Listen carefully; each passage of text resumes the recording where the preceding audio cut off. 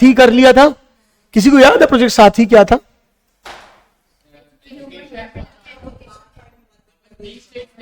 कि 4 स्टेट्स लेंगे जिनके एजुकेशन लेवल को 3, कौन कौन से? एमपी, ओडिशा और झारखंड। ये 3 स्टेट्स को लेंगे और इनको आगे बढ़ाने की कोशिश करेंगे एजुकेशन के मामले में, डिजिटलाइजेशन, टीचर ट्रेनिंग और फलाना और ढमकाना करेंगे, ऐसा उन्होंने हमको बताया था। बोलो हाँ या नहीं? ठीक है क्या? एक फेज उसका इनके हिसाब से खत्म भी हो गया है। अच्छा, अब हम बात कर रहे हैं अगली मिनिस्ट्री के बारे में, जो है मिनिस्ट्री ऑफ कॉर्पोरेट अफेयर्स। कौन है बेटा? Ministry of corporate affairs. क्या होता है मिनिस्ट्री ऑफ कॉर्पोरेट अफेयर्स? बताओ, पढ़ा होगा तुमने कुछ? क्या कंपनी के क्या देखते हैं? अफेयर्स। मिनिस्ट्री ये सरकारी मिनिस्ट्री है जो क्या देखेगी? सारी कंपनियां कैसे काम कर रही है, कंपनी के ऑर्गेनाइजेशन से कैसे, वो सारी चीजें उनके लिए वो देखेगी। तो मेनली मैंने 4 बातें यहां पे लिख रखी है जो तुम्हारे पैराग्राफ में दी हुई है। तुमको भी ऐसे ही करना है, पूरे पैराग्राफ की क्रक्स को बाजू की 4 लाइनों में लिख लो, सारे चैप्टर्स में, सिर्फ इसमें नहीं, सारे चैप्टर्स में। क्या क्या है? पहला क्या है? सारे कॉर्पोरेट सेक्टर जो कंपनी है वो अलॉन्ग विथ लॉ कैसा काम कर रही है, कोऑर्डिनेट सही से कर रही है कि नहीं कर रही है, लॉ का कंप्लायंस कर रही है कि नहीं कर रही है, कौन से लॉ है जो कंपनी के लिए बेहतर है, कौन से लॉ को और अच्छे से अपग्रेड करना है, अमेंड करना है, बेटर बनाना है, ये पूरा काम कौन देखता है? Ministry of corporate affairs. ठीक है क्या? दूसरा, सुन रहे हो? तुम लोग लिखने ही लगे, बाद में लिख लेना। दूसरा क्या है? Administration of competition act. Competition act पता है क्या होता है? सीसीआई। हाँ, वो तो कॉम्पिटिशन एक्ट होता क्या है? ताकि मार्केट में कंपटीशन बना रहे, ताकि मार्केट में कंपटीशन बना रहे, किसी एक की मोनोपोली ना हो जाए, इसीलिए कंपटीशन एक्ट बनाया गया है। तो कंपटीशन एक्ट का मैनेजमेंट कौन देखता है या एडमिनिस्ट्रेशन कौन देखता है? मिनिस्ट्री ऑफ कॉर्पोरेट अफेयर्स देखता है। वो ये देखते हैं कि भैया आप कंपटीशन एक्ट में सब कुछ जो भी है उसको सही से लागू हो रहा है कि नहीं हो रहा है, कोई मोनोपोली क्रिएट तो नहीं हो रही है। क्लियर है क्या? फिर क्या है? 3 प्रोफेशनल बॉडीज है, आईसीएआई, आईसीएसआई और आईसीएमएआई। कौन कौन सी? आईसीएआई, आईसीएसआई और आईसीएमएआई। आईसीएमएआई कौन है? Institute of cost and management accountant of India. इन लोगों ने उसको कॉस्ट अकाउंटेंट बोला है, लेकिन उसका नाम बदल के आईसीएमएआई हो गया है। क्लियर है क्या?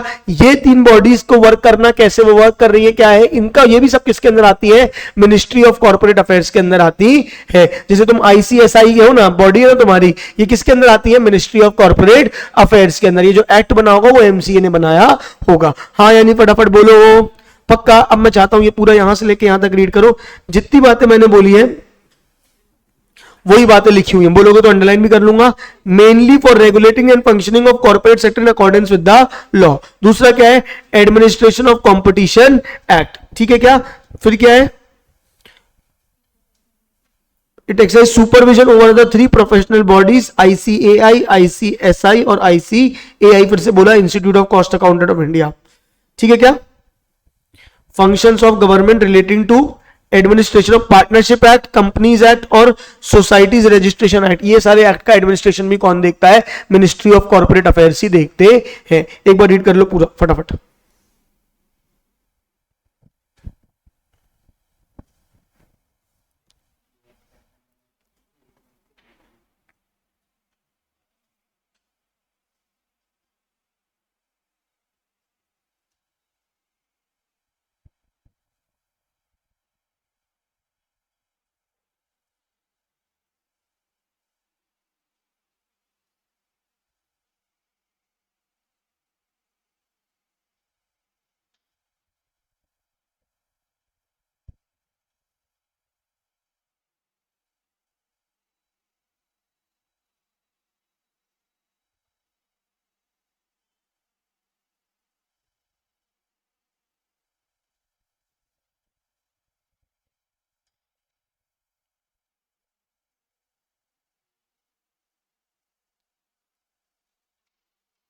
जल्दी पढ़ लो तो बताना फिर मुझे, वो पैराग्राफ पढ़ना है बस एक।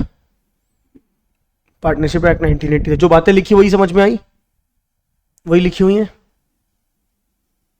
देख लो कुछ गलत तो नहीं लिखा उन्होंने, चेक कर लो।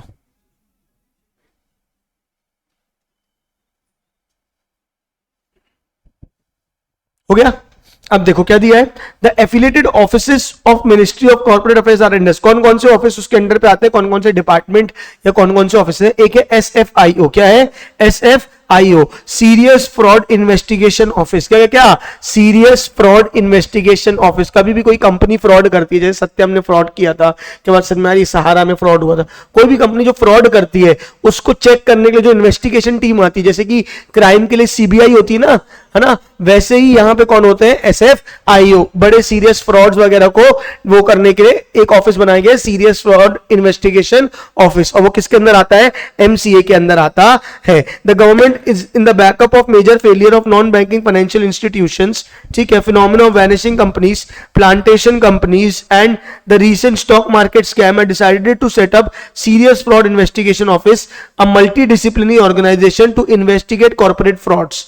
The organization has been established at its and it has started functioning since October 2003। 2003 से SFIO का गठन किया गया, जब बहुत सारे क्या हुए, इसके स्कैम हुए, ये क्या कहते हैं इसको, स्टॉक मार्केट के, NBFCs के अलग अलग स्कैम हुए, तो वो स्कैम से बचने के लिए या उन फ्रॉड को इन्वेस्टिगेट करने के लिए किसके पीछे किसका हाथ था? जैसे सीबीआई क्राइम को इन्वेस्टिगेट करती है, वैसे ये फ्रॉड को इन्वेस्टिगेट करते हैं, और ये किसके अंदर आते हैं? MCA के अंदर आते हैं। हाँ, यानी बताओ दूसरा क्या है? CCI बोले तो क्या है?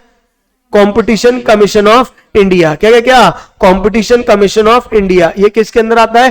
कंपटीशन एक्ट के अंदर आता है, जो चेक करता है कि कंपटीशन बना हुआ है कि नहीं, कहीं कोई मोनोपोलीज तो नहीं है, कहीं कोई ऐसे एग्रीमेंट या ऐसे प्रोडक्ट्स या ऐसी एडवर्टीजमेंट तो नहीं आ रही है जो क्या कर रही है? कंपटीशन को किल कर रही है, किसी की मोनोपोली ना बनने देना। वही लिखा है, to prevent practice having adverse effect on the competition, to promote and sustain competition बना रहे, to protect the interest of the consumer, consumer का फायदा हो और फ्रीडम ऑफ ट्रेड हो, हर कोई उस बिजनेस को कर सकता है, किसी की दादागिरी नहीं चले कि ये बिजनेस में तुम घुस सकते नहीं हो। क्या बात समझ में आ रही है? तो ऐसा अगर कोई काम भी, वो देखिए तुम लोग ने वसेपुर, गैंग्स ऑफ वासेपुर के बाद समझ में आ रही है, उसमें होता है ना कि वो सिंडिकेट बनाता है, देखा ना, ध्यान से देखिए उसमें कि वो लकड़ा चोरी करते हैं उन लोग, ठीक है क्या, तो वो जो रहते हैं तो वो लोग क्या करते हैं, जब भी बोली निकलती तो वो लोग जाके क्या कर लेते हैं? कब्जा कर लेते हैं, और कोई और बोली नहीं लगाएगा, जो बोली लगाएंगे हम ही लगाएंगे। क्या बात समझ में आ रही है? तो वो सबसे बचने के लिए क्या बनाया गया है? कॉम्पिटिशन एक्ट बनाया गया है। कोई भी एक्ट बना लो, यूपी बिहार में कहां लगता है फिर? क्या बात समझ में आ रही है? ठीक है क्या, आएगी? उसके बाद क्या है?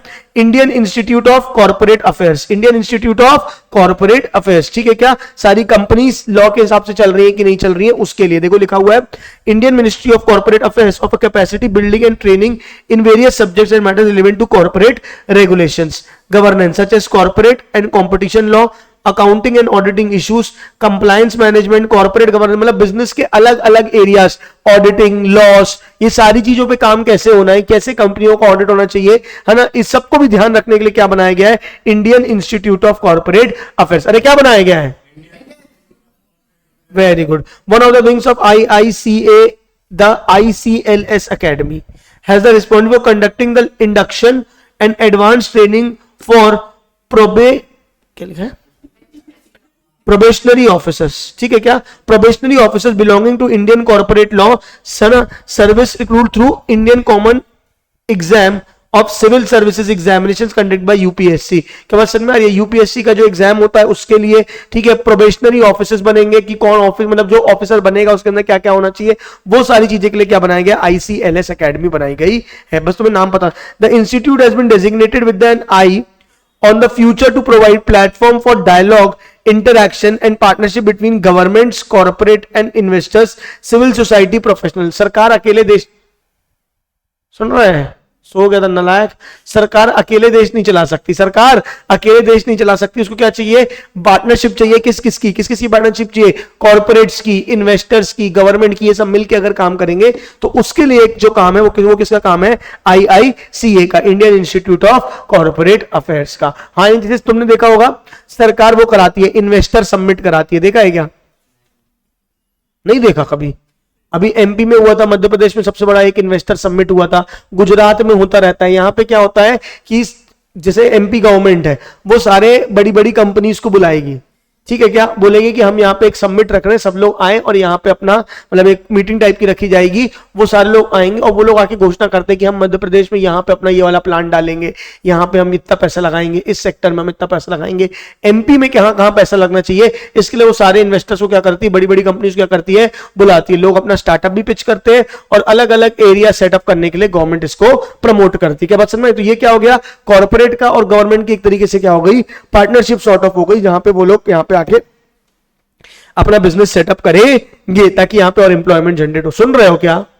हाँ, अगला क्या है बेटा, बस वही लिखा हुआ है, वो has been design to NI, ये सारी चीज वही लिखी हुई है। तो मेनली क्या है, मिनिस्ट्री ऑफ कॉर्पोरेट अफेयर्स क्या करता है, यही काम करता है कि कॉर्पोरेट सेक्टर क्या है, लॉ के हिसाब से काम कर रहा है कि नहीं आ रहा है, कंपटीशन एक्ट का administration, 3 professional bodies ICAI, ICSI और आईसीएमएआई, इनका गठन करना। क्या बात समझ में आ रही है? SFIO serious fraud investigation office, clear है क्या? फिर वही कंपटीशन कमीशन ऑफ इंडिया और Indian institute of corporate affairs, ये 3 चीजें हैं जो उसके अलग अलग ऑफिस उसके अंदर में आते हैं। हाँ या ना, फटाफट बोलो। नहीं आया, नजर मार लो, फिर आगे बढ़ेंगे सेबी में। जल्दी देखो,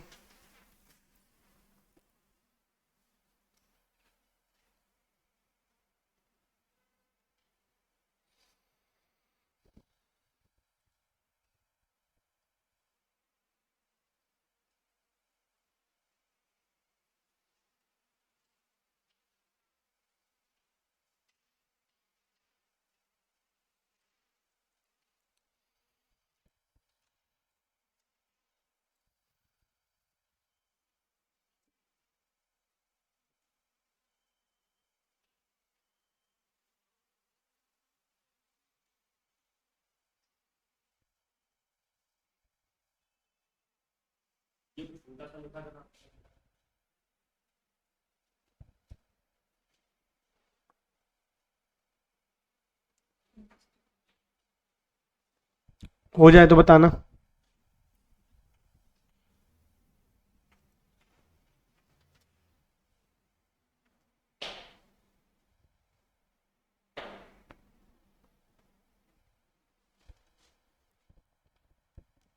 डन कि नॉट डन? जल्दी करो।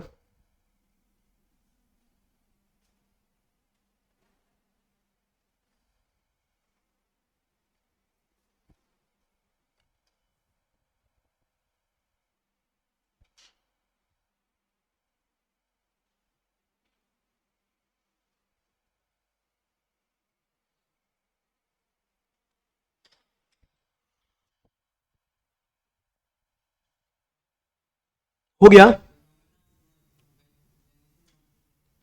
मतलब कंपनियां बन रही हैं, गायब हो रही हैं, क्या बात समझ में? फ्रॉड कंपनियां बन रही, बोकस कंपनियां बन रही हैं, ये सारी चीजें जो हो रही थी, जो फिनोमेना, मतलब कि लोग खराब कंपनी बना के, कंपनी बना के प्रॉफिट लॉस बुक करके बंद कर दे रहे थे, ये सब जो कर रहे थे, इससे बचने के लिए वो बनाया गया, फिर मतलब इसको इन्वेस्टिगेट करने के लिए एसएफआईओ बनाया गया।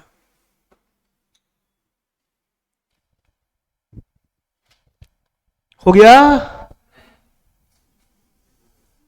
जल्दी करना, आधे घंटे पंचायत करेगा। अगला क्या है तुम्हारा? सेबी।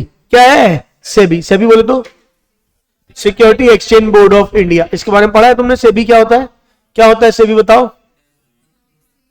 स्टॉक मार्केट को गवर्न करने, रेगुलेट करने वाला कौन होता है? सेबी। जैसे आईसीएस कोड को कौन रेगुलेट करता है? आईसीएसआई। तुम्हारा कर्ता धर्ता सब कुछ कौन है? आईसीएसआई। वैसे ही स्टॉक मार्केट का कर्ता धर्ता सब कुछ कौन है? सेबी। नियम कानून रेगुलेशन सब कुछ कौन बनाता है? सेबी। तुम आने वाले सीएस की पूरी जर्नी में बहुत कुछ पढ़ने वाले हो सेबी के बारे में, पूरा एक सब्जेक्ट ही होगा तुमको सिक्योरिटी लॉ करके, जहां पे तुम सेबी रेगुलेशन पढ़ोगे सीएस एग्जीक्यूटिव में आगे। क्या बात समझ में आ रही है? प्रोफेशनल में भी पढ़ोगे, तो सेबी तुम्हारा पीछा नहीं छोड़ने वाला। सेबी के बारे में तुमको अच्छे से पता होना चाहिए। सेबी एक गवर्नमेंट बॉडी है, के बाद समझ में जो पूरे स्टॉक मार्केट क्या करती है? गवर्न करती है। ये कब बनी थी? 19 पहले थी, लेकिन इसको लीगल दर्जा कब मिला? जब 1992 का स्कैम हुआ, हर्षद मेहता का स्कैम हुआ, उसके बाद आंखें खुली और सेबी को क्या किया गया? एक लीगल दर्जा दिया गया। उसकी पावर्स को ओवर द पीरियड बढ़ाते गए, आज बहुत स्ट्रॉन्ग वो बॉडी है सेबी। क्या बस समझ में आ रही है? वही पूरे लॉ बनाती है शेयर से रिलेटेड, कंपनी से रिलेटेड, स्टॉक मार्केट से रिलेटेड, ताकि वहां पे फ्रॉड ना हो, ताकि वहां पे फ्रॉड फिर से ना हो, इन्वेस्टर का पैसा क्या रहे? सेफ रहे, उसके लिए बनाया गया है सेबी, बनाया गया। ठीक है क्या? तो क्या है SEBI? Security and exchange board of India is a statutory regulatory body entrusted with the responsibility to regulate Indian capital market. It monitors and regulates the security market and protects the interest of the investor. Investor के interest को बचाती है by enforcing certain rules and regulations. SEBI was founded on April 12, 1992 under the SEBI Act 1992, headquartered in Mumbai. SEBI has regional offices in New Delhi, Chennai, Kolkata, Ahmedabad, along with other local regional offices across prominent cities in India। इसका head office कहां पे है? मुंबई में। कब बनाया गया ये? 12 अप्रैल 1992। तो ऑब्जेक्टिव ऑफ सेबी क्या है? इंडियन कैपिटल मार्केट को देखना कि वो सिस्टमैटिक मैनर में काम करता है। इसको बाजू में लिख सकते हो, ठीक है। Indian capital market work systematic manner, provide investor with the transparent environment. दूसरा पॉइंट क्या है? प्रोटेक्ट इन्वेस्टर को क्या मिले? ट्रांसपेरेंट इन्वायरमेंट मिले इन्वेस्टमेंट के लिए, कि उनका पैसा कहां लग रहा है, क्या लग रहा है। तो put it simply, the primary reason for setting up SEBI is to prevent the malpractices in the capital market of India and promote the development of capital market, ताकि फ्रॉड वगैरह ना हो, इन्वेस्टर के इंटरेस्ट को बचाया जा सके। क्या बात समझ में आ रही है? उनके साथ कुछ गलत ना हो, कोई कंपनी कुछ फ्रॉड ना कर पाए। The preamble of SEBI describes that basic function of SEBI of India as to protect the interest of the investor in securities and to promote the development of and to regulate the security market for matters connected therein or incidental thereto। regulate करना मतलब क्या होता है? वो होता है gas में regulator होता है जिससे आंच तेज और कम करते हैं, उसको रेगुलेटर बोलते हैं ना, क्योंकि वो क्या करता है? कंट्रोल करता है कि आपको आज बढ़ानी है, आज धीरे करनी है। वैसे ही सिक्योरिटी मार्केट को कौन रेगुलेट करता है? सेबी, कि कैसे उसको उस मार्केट को चलाना है। कंट्रोल पूरा कौन करता है? सेबी करता है। कौन सी कंपनी क्या कर सकती है, कितने शेयर इश्यू करती है, कितना दाम होना चाहिए। तुमने वो 12th में पढ़ा होगा कि 90% से कम अगर एप्लीकेशन आई तो पैसा क्या करना पड़ेगा? रिफंड। ये सब कहां लिखा हुआ है? ये सब सेबी ने बताया हुआ है, सेबी के रेगुलेशंस में। आरी के वर्षन में तो ये सारे रेगुलेशन सेबी बनाता है। हाँ नहीं? अच्छा, सेबी के फंक्शंस कितने? 3। एक है प्रोटेक्टिव, दूसरा रेगुलेटरी, तीसरा डेवलपमेंट। खुद से बताओ प्रोटेक्टिव के अंदर क्या होगा? इन्वेस्टर को बचाना, उनके साथ फ्रॉड ना हो, ठीक है। क्या प्रोटेक्टिव फंक्शन क्या देखो क्या लिखा हुआ? Prohibits insider trading. Prohibits insider trading. Insider trading क्या होता है? पता है क्या? बताओ क्या होता है इनसाइडर ट्रेडिंग?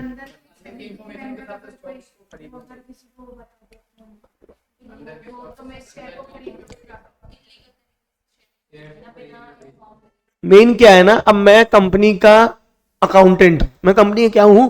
अकाउंटेंट। मुझे कंपनी की सारी खबरें पता है। अब मुझे पता चल गया, जैसे अकाउंटेंट हूं या मैं कोई भी एक हाई लेवल का वर्कर हूं, मुझे पता चला कि कंपनी को एक नया कॉन्ट्रैक्ट मिला 5,000 करोड़ का।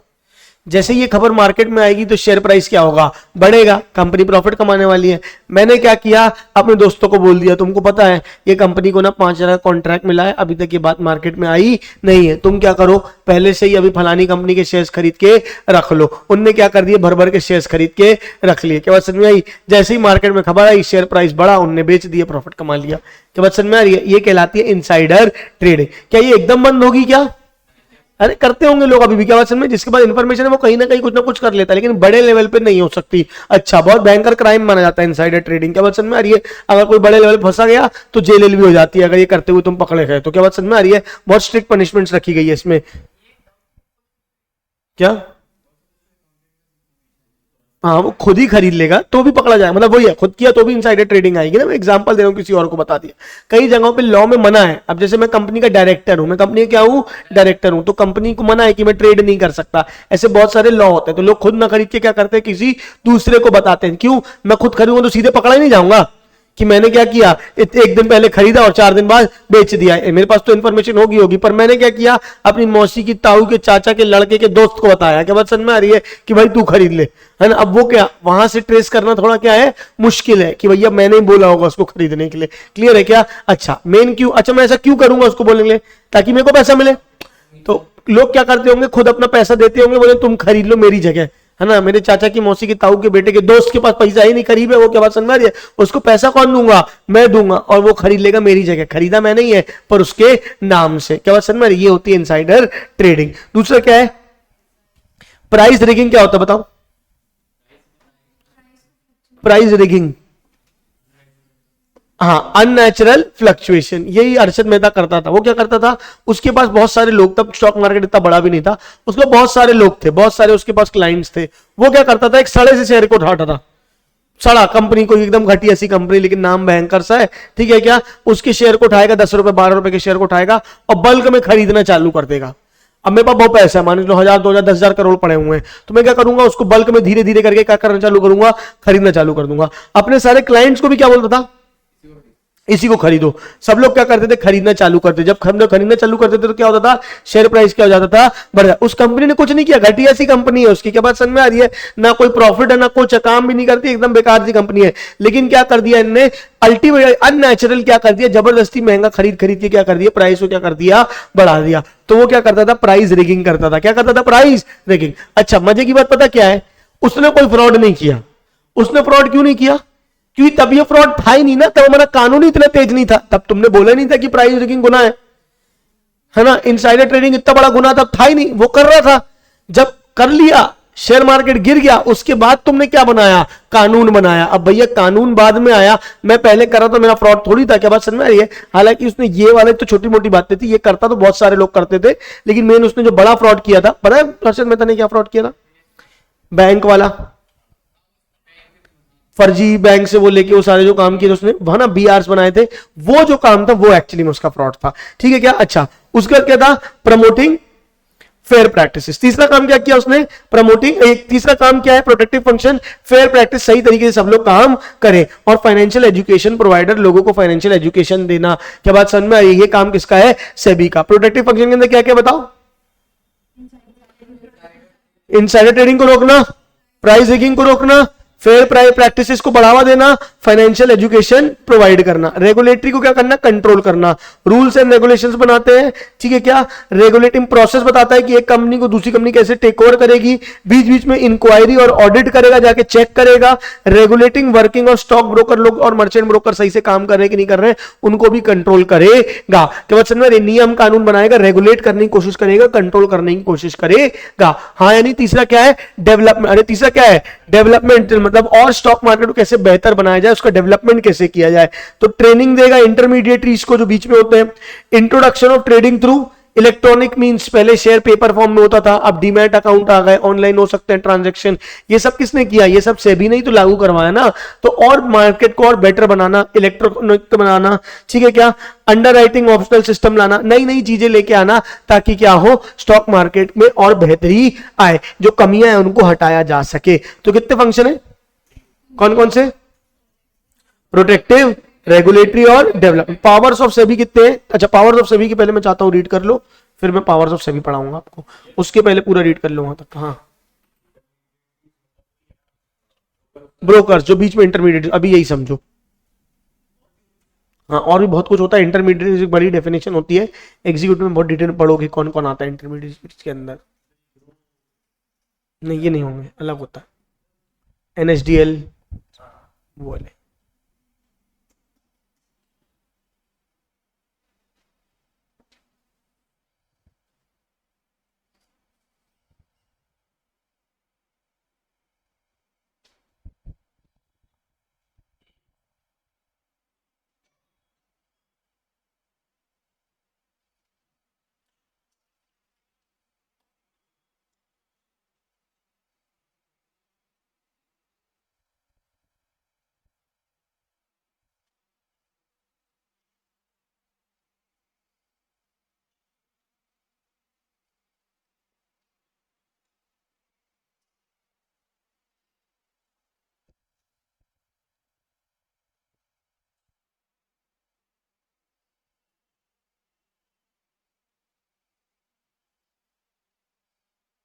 पढ़ लिया, बड़ा शक्तिमान टाइप पढ़ लिया यार तुमने इतनी जल्दी।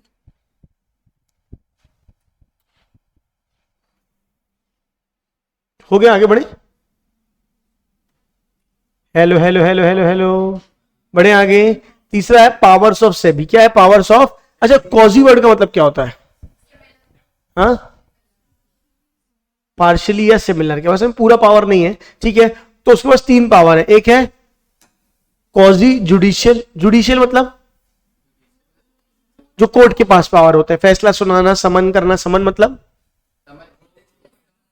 पेशी करवाना। ठीक है क्या, हियरिंग करना, ये सब काम भी कर सकता है लिमिटेड लेवल पे। ठीक है, कौन कर सकता है, सेबी। तो quasi judicial with the authority of SEBI has to conduct hearings, hearings conduct कर सकता है, जजमेंट पास कर सकता है in cases of unethical and fraudulent trade practices. This ensures transparency, fairness, accountability and reliability in the capital market.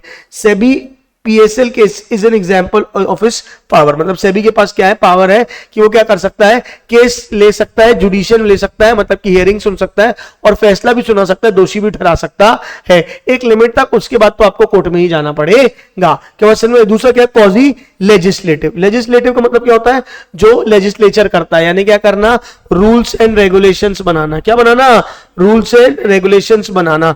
It allows SEBI to draft rules and regulations for the protection of the interest of the investor. जैसे SEBI regulations होती है, LODR regulations होती है, listing obligation and disclosure requirements. यही पढ़ना है तुमको पूरे एसएलसीएम सब्जेक्ट में। एसएलसीएम एक सब्जेक्ट होता है, यहाँ पे तुमको पूरे सेबी रेगुलेशंस तुमको पढ़ाए जाते हैं, ठीक है क्या? हाँ, एग्जीक्यूटिव में, ठीक है क्या? तो वही एलओडीआर बोलते हैं इसको, LODR, listing obligations and disclosure requirement, SEBI LODR, ठीक है क्या? ये सब बनाना, रूल्स एंड रेगुलेशन बनाना किसका काम है, सेबी का काम है, तो वो कॉजी लेजिस्लेटिव में आ जाता है। बोलो हाँ नहीं? फिर क्या है, कॉजी एग्जीक्यूटिव। किसी के अगेंस्ट में केस फाइल करना, जो रूल कर रहा है, जो गलत कर रहा है उसके अगेंस्ट में क्या करना, केस फाइल करना, ठीक है क्या? कोई और नहीं है तो हम ही केस फाइल करेंगे। इंस्पेक्ट करना, ये सारे काम किसके, बुक्स वगैरह चेक करना, ये सब काम भी किसका है, सेबी का ही है। तो 3 प्रकार के पावर है, कौन कौन से? कॉजी जुडिशियल, जहां पे वो क्या करते हैं, हियरिंग वगैरह सुनाते हैं। दूसरा क्या है, कॉजी लेजिस्लेटिव, यानी क्या करता है वहां पे, रूल्स रेगुलेशन। तीसरा क्या है, कॉजी एग्जीक्यूटिव, किसी के अगेंस्ट में केस फाइल करना, ठीक है, बुक्स वगैरह इंस्पेक्ट करना, डॉक्यूमेंट्स वगैरह कर चेक करना, वो सारा काम किसका हो जाता है, सेबी का हो जाता है। तो ये 3 हो जाते हैं आपके पावर्स ऑफ सेबी। क्या हो जाते हैं, पावर्स ऑफ सेबी। आया कि नहीं आया? एक बार रीड कर लो फटाक से, फिर आगे आके बात करेंगे। हाँ, पावर्स ऑफ सेबी बाकी तो पढ़ लिया था ना।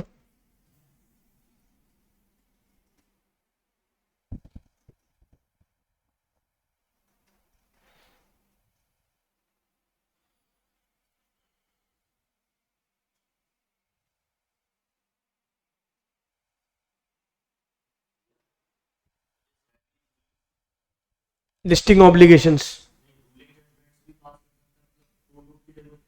हाँ, एक लिमिटेड कोर्स तक वो बोल देगा तो फैसला मान लिया जाएगा। क्या बात समझ में आ रही है? लेकिन अगर तुम सहमत नहीं हो तो फिर तुम कहां जाओगे, ऊपर हायर कोर्ट में जाओगे। वो अब उसकी, किसका? नहीं नहीं नहीं नहीं नहीं नहीं, सेबी के पास जजमेंट पास करने की ताकत है। क्या बात समझ में आ रही है? उसके बाद आप normal district court, high court जो भी होते हैं वहां जा सकते हो। आगे बढ़े। नेक्स्ट क्या है तुम्हारा, आरबीआई। नेक्स्ट क्या है तुम्हारा, आरबीआई। मुझे बड़ा दुख होगा रिजर्व बैंक ऑफ इंडिया पढ़ाते समय, क्योंकि मुझे लगता है तुम्हें खुद से बनना चाहिए। क्या होता है RBI? Reserve bank of India, बैंकों का बैंक। क्या क्या काम करता है ये बताओ? करेंसी इशू करता है। क्या करता है? करेंसी इशू करता है। गवर्नमेंट के लिए सारे फंक्शन करता है जो बैंक हमारे लिए करता है, बैंकर्स टू गवर्नमेंट। तीसरा काम क्या करता है, बैंकर टू बैंक, ठीक है। उसमें मेनली क्रेडिट को कंट्रोल करता है, क्रेडिट को क्रिएट करता है। क्या बात नहीं, पूरे बैंकिंग सिस्टम को सही से चलाता है। कोई भी बैंकिंग सिस्टम में दिक्कत हो तो उनकी मदद करता है। ये सारे काम है, बोलो हाँ, ठीक है। Monetary authority, regulator and supervisor of financial system, सही से चल रहा है कि नहीं चल रहा है। फॉरेन एक्सचेंज हमारे पास कहां से आएंगे, उसका manager foreign, issuer of currency, और क्या है, डेवलपमेंट रोल, ताकि क्या हो, नेशनल ऑब्जेक्टिव ऑफ बैंक्स और ज्यादा बेटर और डेवलप हो, ठीक है। Regulator, supervisor of payment and settlement system, UPI वगैरह, ये जो पेमेंट सेटलमेंट सिस्टम है वो बोलते हैं ना, आरबीआई कहता है जानकार बनिए, कैसा है, कोई भी आपके साथ फ्रॉड हुआ है तो आप बताइए आरबीआई को, ठीक है क्या, कोई भी गड़बड़ी है तो आरबीआई को बताइए। तो ये सारे काम कौन करता है, रेगुलेटर एंड सुपरवाइजर भी कौन करता है, आरबीआई ही करता है, ठीक है क्या। अदर सिग्निफिकेंट फैक्ट्स मैं चाहता हूं पूरा एक बार खुद से रीड करो, मेरा मन नहीं है रीड कराने का, खुद से सीखोगे कैसे, वरना ये पूरा रीड करोगे तुम आरबीआई, जो पॉइंट नहीं समझ में आएगा मार्क करोगे, मुझसे पूछोगे अभी। वैसे मैंने ये होमवर्क दिया था घर से करके आने के लिए, करते कहां हो तुम लोग होमवर्क मेरा। वाइंडिंग अप, पहले जब भी कोई भी कंपनी बैंकरप्ट होती थी तो उससे क्या किया जाता था, वाइंडिंग अप किया जाता था, ठीक है क्या। तो जब उसके अब रिसेंटली चेंजेस किए गए, विजय माल्या जब भागा, वो जो फ्रॉड हुआ विजय माल्या का, उसके बाद ये लाया गया इंसॉल्वेंसी बैंकरप्सी कोड, आईबीसी बोलते हैं जिसको, क्या बोलते हैं, इंसॉल्वेंसी बैंकरप्सी कोड। इसको चलाने वाली, जैसे सीए को चलाने वाली आईसीएसआई, सीएस को चलाने वाली आईसीएसआई, वैसे आईबीसी को चलाने वाली कौन बेटा, आईबीबीआई। क्या है, insolvency bankruptcy board of India, जो किसको चलाती है, आईबीसी को। किसको चलाती है, आईबीसी। आईबीसी क्या होता है, इंसॉल्वेंसी बैंकरप्सी कोड। अगर कोई भी कंपनी जब इंसॉल्वेंट होने वाली है तो उसको वाइंड अप करना तो बड़ा आसान है, कि बंद कर दो, बेच बाच दो, पैसा दे दो, जिसका मिला मिला, जिसका नहीं मिला नहीं मिला। लेकिन अब सरकार ने बोला नहीं, हम पहले बंद नहीं करेंगे, हम पहले बैंकरप्सी से निकालने की कोशिश करेंगे। मरती हुई कंपनी को पहले क्या करेंगे, जिंदा करने की कोशिश करेंगे। क्योंकि जब एक कंपनी मरती है तो अकेले कंपनी नहीं मरती, लाखों लोग का इंप्लॉयमेंट जाता है। क्या बात समझ में आ रही है? लाखों लोगों का डेट डूबता है, तो बहुत सारों का नुकसान होता है। सिर्फ कंपनी का नुकसान नहीं होता, पूरी एज एन इकोनॉमी का नुकसान होता है। तो हमको कंपनी को डूबने से पहले बचाना होगा। तो पहले इन लोग क्या करते हैं, 30 दिन का कुछ वैसे मॉनिटोरियम पीरियड होता है 180 डेज में, वो लोग कोशिश करते हैं कंपनी को वापस से क्या करने की, रिवाइव करने की, जिंदा करने की। यार ठीक है, देखते हैं अगर चल सकती है कि नहीं। पूरे डायरेक्टर को हटा देते हैं, खुद बैठ जाते हैं डायरेक्टर बन के और कंपनी को वापस से जिंदा करने की कोशिश करते हैं, है ना। अगर जिंदा होती है तो बढ़िया, नहीं होती है तो क्या करते हैं, वापस से वाइंडिंग अप करके बंद करके बेच बाच देते हैं। ये पूरा काम किसके अंदर होता है, आईबीसी के अंदर होता है। किसके अंदर होता है, आईबीसी के अंदर। अच्छा, और इसको चलाता कौन है, आईबीबीआई। कौन होता है, आईबीबीआई। चलो थोड़ा सा और बताता हूं। आईबीबीआई खुद तो बोर्ड है, खुद कैसे चलाएगा, तो वो लोगों को हायर करेगा जिसको बोलते हैं आईपी, इंसॉल्वेंसी प्रोफेशनल। क्या बोलते हैं, इंसॉल्वेंसी प्रोफेशनल। और ये इंसॉल्वेंसी प्रोफेशनल कौन होते हैं पता है, या तो सीए होते हैं या तो सीएस होते हैं। क्या बात समझ में आ रही है? यानी एज ए सीएस भी आप क्या कर सकते हो, इंसॉल्वेंसी प्रोफेशनल में भी अपना करियर बना सकते हो। बात समझ में आ रही है? तो आईबीबीआई के अंदर क्या आता है, आईबीसी के अंदर क्या आता है, बॉडी जो है कौन होती है, आईबीबीआई, जो किसको हायर करती है, इंसॉल्वेंसी प्रोफेशनल को। वो जाता है कंपनी को जिंदा करने की कोशिश करता है, जिंदा हुई रिवाइव करने की कोशिश करता है, रिवाइव हुई तो बढ़िया, नहीं हुई तो क्या होता है, लिक्विडेट करके वाइंड अप करके बंद कर देता है। नहीं ना, कंपनी के पास खुद का पैसा रहता है ना। ऐसा थोड़ी कंपनी डूब रही तो बिल्कुल जीरो, बैंक बैलेंस जीरो हो गया। कंपनी का दिवालिया निकलने का मतलब ये होता है कि उधारी 10,000 करोड़ है और रखे 6,000 करोड़ है। क्या बात समझ में आ रही है, कि रखे 1,000 करोड़ 10,000 करोड़ की उधारी है, कैसे चुकाएं, हमको बैंकरप्ट घोषित कर दो। तो फिर कंपनी को वापस जिंदा करने की कोशिश की जाती है। आगे के बाद सर में कुछ क्रेडिटर्स को मनाया जाता है कि थोड़े दिन बाद पैसे देते हैं, बिजनेसेस को ठीक किया जाता है, चलाने की कोशिश की जाती है। चलता है तो बढ़िया, नहीं चलता है तो जय माता दी। हाँ यानी फटाफट बोलो, आया। हाँ हाँ हाँ हाँ, अब वो डिपेंड करता है कि कैसा रहता है। अगर आप आईपी हो तो वो गवर्नमेंट जॉब, मतलब वो आपको कॉन्ट्रैक्ट बेसिस में भी मिलता है। मैं एज ए आईपी रजिस्टर हो गया, जब कोई केस आएगा तो मेरे को असाइन होगा, ऐसा होता है। नहीं, वो कॉन्ट्रैक्ट बेसिस में ही होता है जो होता है, ठीक है क्या। चलो, the insolvency bankruptcy board of India was established on 1 October 2016 under insolvency bankruptcy code, is the key pillar of ecosystem responsible for implementation of code, मतलब आईबीसी कोड को इंप्लीमेंट करना।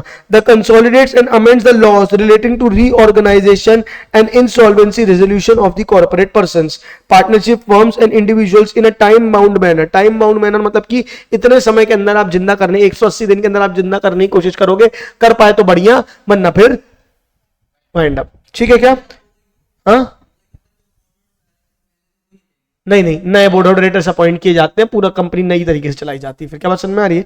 चलो, उसके बाद क्या होता है, maximisation of value of assets such persons to promote entrepreneurship, availability of credit and balance in the interest of all stakeholders. It is a unique regulator, regulates the profession as well as process. Profession कौन से को regulate करता है, insolvency professionals को। क्या बात समझ में आ रही है? और साथ में किसको रेगुलेट करता है, प्रोसेस को, कि कैसे वाइंड अप होना है या कैसे रिजॉल्व होना है कंपनी को।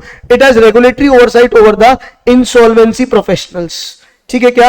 Insolvency professional agencies. अच्छा, इंसॉल्वेंसी प्रोफेशनल एजेंसीज कौन होगी, जो इंसॉल्वेंसी प्रोफेशनल को चुनेगी, जो इंसॉल्वेंसी प्रोफेशनल को चुनेगी। तो इंसॉल्वेंसी प्रोफेशनल एजेंसी कौन होगी, आईसीएआई और आईसीएसआई। क्या आईसीएमएआई भी होती है? जहां तक ये तीनों ही क्या होते हैं, इंसॉल्वेंसी प्रोफेशनल एजेंसीज होती हैं। और सीएस, सीएस, सीएमए क्या होता है, इंसॉल्वेंसी प्रोफेशनल्स बन सकते हैं। जैसे सीएस का एग्जाम निकालते हो तो सीएस बनते हो ना, सीएस बनने के बाद तुम एक एग्जाम और निकालो, तुम सीएस प्लस इंसॉल्वेंसी प्रोफेशनल बन जाते हो। फिर जब कभी गवर्नमेंट को जरूरत होगी तुमको बुलाएगी, तुमको ठेके पे रखेगी। हाँ या नहीं? Insolvency professional entities and information utilities. Information utilities क्या होता है, सुन रहे हो क्या? हेलो, इंफॉर्मेशन यूटिलिटी एक जगह, मतलब पहले क्या होता था, मैंने एक बैंक से लोन लिया, इसका चुकाया नहीं, दूसरे बैंक से ले लिया, इसका चुकाया नहीं, तीसरे बैंक से ले लिया, है ना। अब एक इंफॉर्मेशन यूटिलिटी बनती, मेरे नाम पे चढ़ जाएगा कि मैंने यहां से लोन लिया है। अब दूसरे बैंक में जब लोन लेने जाऊंगा तो वो मेरा नाम, नंबर, आधार नंबर और मेरी डिटेल्स डालेंगे, पैन कार्ड डिटेल्स, लिस्ट आ जाएगी पूरी इन्फॉर्मेशन यूटिलिटीज निकल के कि ऑलरेडी मेरे ऊपर कितने लोन है और मैंने कौन से चुकाए और कौन से नहीं चुकाए, ताकि अगला बैंक मुझे लोन दे ही ना। अभी क्या होता है, एसबीआई से लोन लिया, पीएनबी को पता नहीं, पीएनबी से लोन ले लिया, फिर जाके एचडीएफसी से लोन ले लिया, सब लोन दिए पड़े, आखिरी भाग गया तो सबका पैसा खा के भाग गया। ठीक है क्या? तो इसीलिए पहले ही क्या कर लो, इन्फॉर्मेशन यूटिलिटी में जाके देख लो कि ऑलरेडी इस इंसान के ऊपर कितना कर्जा है, कितना पैसा ये चुका है, कब से इसने पैसा चुकाया, कब से इसने पैसा नहीं चुका है। वो पूरा इंफॉर्मेशन कहां मिलती है? इन्फॉर्मेशन यूटिलिटी में। उसको भी कौन मेंटेन करता है? आईबीबीआई। क्लियर है क्या? ठीक है। It rights and enforces rules for process namely corporate insolvency resolutions। ठीक है क्या? मेनली यही सब है कि ये सारी चीजों को प्रमोट करना, डेवलप करना और इनको ढंग से चलाने का काम किसका है? आईबीबीआई का है। किसका काम है बेटा? आईबीबीआई। बोले तो insolvency bankruptcy board of India. हाँ या नहीं फटाफट बोलो। नहीं आया? रीड कर लो एक बार ये वाला पूरा पैराग्राफ दोनों, फिर अपन एनसीएलटी करेंगे और चैप्टर का नमस्ते करेंगे। चैप्टर को एलटी बताओ।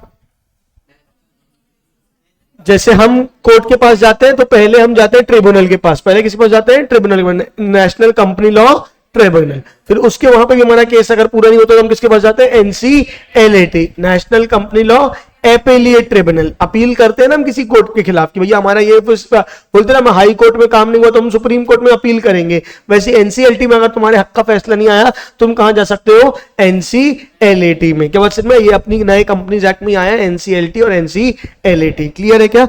The central government has constituted NCLT under section 408 of the companies act with effect from 1 जून 2016। देखो अभी अभी आया, 2016 में ही आया। In first phase, Ministry of Corporate Affairs has set up 11 benches। कितनी बेंचेस है? 11 बेंचेस।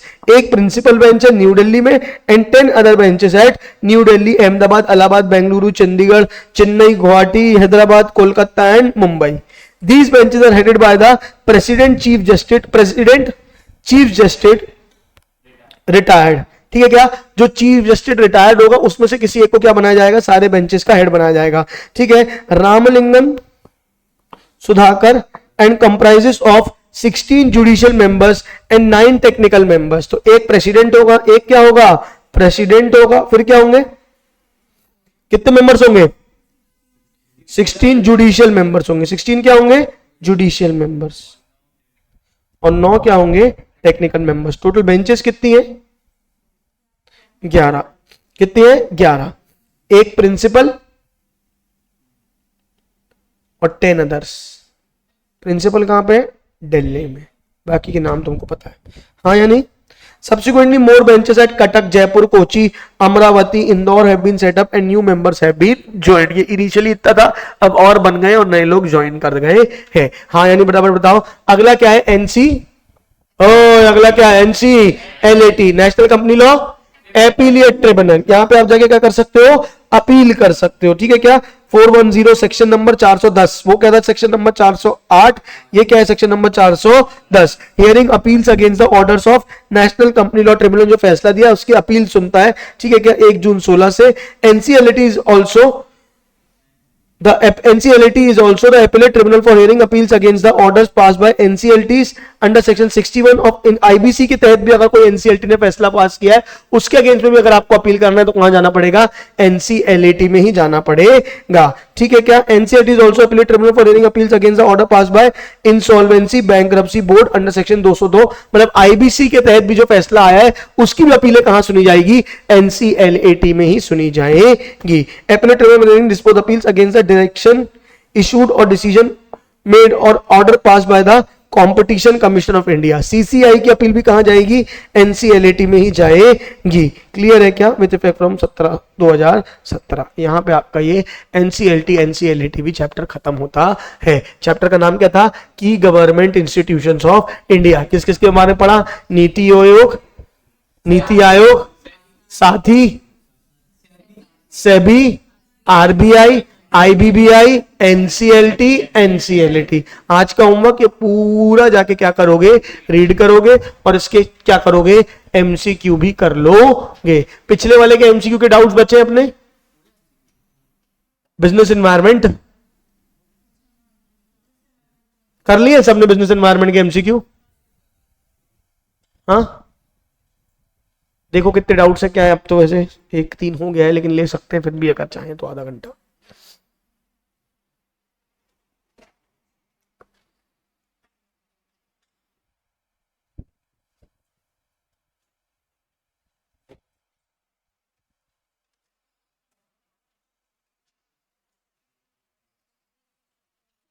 पूरे कर लिए? अच्छा, पिछले में कितने थे? 160 हो गए थे पूरे? हुए? हाँ, कल नहीं आए, परसों करा दिए थे भाई, परसों होमवर्क था ये। हाँ भाई पूछ ले यार, झूठ थोड़ी बोल रहा हूँ। कब दिया था बिजनेस एनवायरनमेंट के एमसीक्यू का होमवर्क? 2 दिन हो गए हैं, कल तो मैंने सिर्फ पढ़ाया एनसीएलटी और ये पढ़ाया, नीति आयोग। हाँ 3 दिन हो गए हैं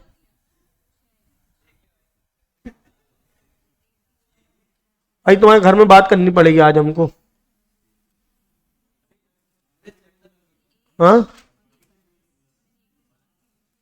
हाँ, तो क्या हुआ? और किस किस ने नहीं किया? सबके घर में फोन जाएगा, जिसके भी घर में बिजनेस एनवायरनमेंट के एमसीक्यू नहीं हुए। हो गए? थोड़े से क्यों बचे? बेटा इतने दिन, 3 दिन में एक चैप्टर के एमसीक्यू नहीं हो पाएंगे तो कैसे चलेगी जिंदगी आगे अपनी? हाँ हो गए का? अशांक वाजपेयी 10 क्यों बचे? तो बेटा उसके बाद संडे था, मंडे था, हमें उससे लेने देने ही नहीं है, पहले ही हम बोल चुके हैं होमवर्क मतलब होमवर्क, कुछ भी हो। हाँ भाई, हाँ 30 क्वेश्चन बचे हैं तेरे अभी, कल भी 30 बचे थे। साले 20-20 क्वेश्चन करेगा क्या? हाँ हो गए पूरे। चलिए कल तक सबके बिजनेस एनवायरनमेंट में क्वेश्चन हो जाने चाहिए। सुन लो, कल तक सबके क्या हो जाने चाहिए? बिजनेस। और परसों तक क्या हो जाने चाहिए? 8th वाले जिनके हो चुके वो लोग आज ही 8th कर ले, जिनके नहीं हुए वो लोग डबल मेहनत करें, आज ये आधा करें आधा 8th करें, परसों तक मैं चेक करूंगा 8th के, कल तक ये पूरे हो जाने चाहिए। चलेगा क्या? अच्छा अब मेनली 2 चैप्टर बच्चे मेरे एंड से, कौन कौन से? एक बचा है तुम्हारा फाइनेंशियल मार्केट, एक बचा है नेशनल इनकम। फाइनेंशियल मार्केट बड़ा चैप्टर है, नेशनल इनकम तो पढ़ा हुआ है 12th का, बहुत बड़ा है नहीं, लेकिन उसके क्वेश्चन ज्यादा आते हैं एग्जाम में। क्लियर है क्या? हाँ वही एमपी से एफसी निकालना, नेशनल इनकम, तीनों मेथड से निकालना, ये सब आते हैं। क्या बात समझ में आ रही है?